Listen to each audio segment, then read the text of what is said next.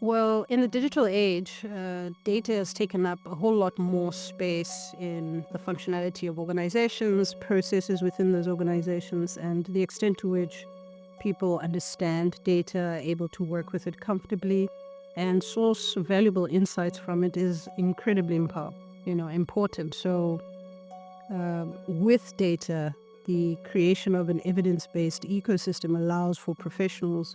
This could be journalists, this could be policymakers, this could be civil society and development professionals, as well as people in government who require data, but are also required to build insights from the data for their processes. One of the key challenges with introducing a skill set like data analysis and data visualization is the general sense of anxiety that some people experience with numbers, and a sense that it's overwhelming. They might not have a clear pathway into where things begin and where they end. And so a key part of sort of extending or getting over that hill of anxiety is the learning experience.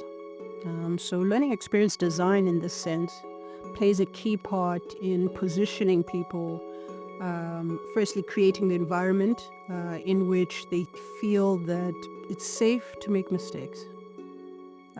Secondly, an environment that makes them feel like actually I'm enjoying the process.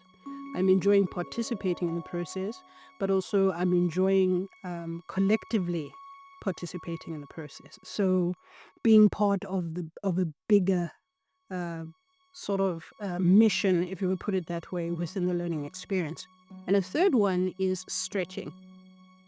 So that is to say, yes, you have this anxiety. Yes, you may not quite feel comfortable using particular tools, but that sense of discomfort that you feel at the beginning forms part of the learning process as well. So it is something that needs to be designed for, so that people feel a sense of who I was before this activity and how I feel about this after the activity are not the same thing. We introduce the participants to a fictional scenario which requires them to engage with data. It's meant to be a very high impact introduction to working with, dealing with data. So we are in effect attempting to bring people into a practical alignment with the skill set that we're trying to introduce, but also to enhance their overall experience of the trainings, to allow them to feel a sense of control over what happens from 1 minute to the next, while also having a very structured pathway. This is the road 8-year-old Mario Santos walks to school every morning. 12 kilometers. That's how far Mario walks each day to reach the nearest classroom. A total of 4 hours of walking every day. This morning, at an official plenary, Education Minister Patricia Velasco claimed complete success.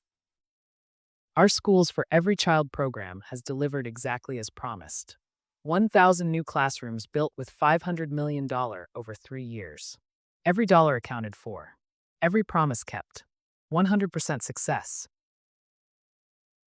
7:30 a.m. this morning, security cameras captured something extraordinary. A former government contractor. She worked on education programs for 2 years.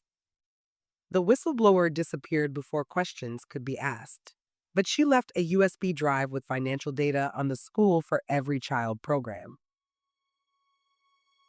Participants are provided with resources which include the actual data from the whistleblower. They are also provided with the email from the whistleblower and other information that relates to the scenario, which allows them to frame sort of an understanding of what is happening before engaging with the data itself.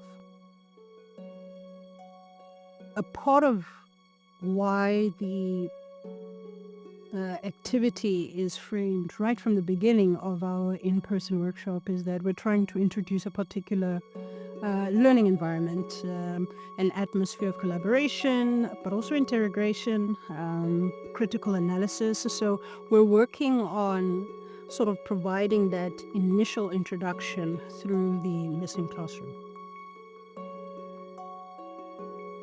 From the evaluations that we received, I did get a sense of, I wish this were to continue. I wish, I wish this was something that happened quite a bit, and that happened periodically. Maybe if this was something that happened every year, or if this is something that happened every half a year, or something like that.